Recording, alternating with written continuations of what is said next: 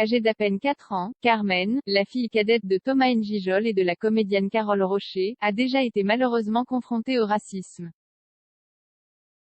C'est ce qu'a raconté le papa, dans les colonnes de Paris Match.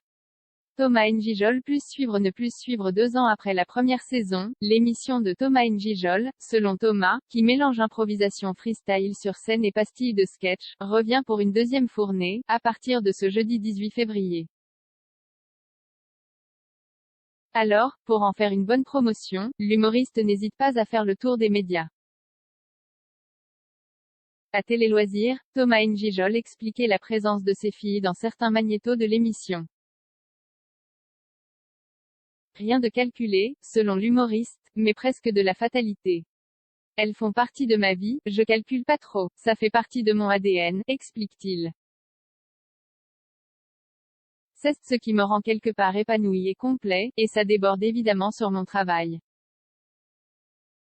Je prends tout dans son entièreté. Une façon, aussi de profiter au maximum de ses filles, Angelina, née en 2014, et Carmen, née en 2017, qu'il a eu avec la comédienne Carole Rocher, Police. Lors d'un entretien accordé à Paris Match, Thomas N'Gijol a mis sur la table des sujets moins joyeux, mais qu'il est nécessaire d'aborder. Ça fout le cafard, le racisme, par exemple. Dans les colonnes de l'hebdomadaire, il partage une anecdote sur une enfant qui a demandé à Carmen, « Pourquoi tu es noire si tu es française ?» Une question qui a bien évidemment choqué l'humoriste, qui ne s'attendait pas à ce que ses filles, à notre époque, soient si vite confrontées au racisme. J'ai cru naïvement que mes filles ne subiraient pas ce genre de réflexion, déplore-t-il. Je réalise que mes enfants vont devoir, eux aussi, se justifier. Ça fout le cafard.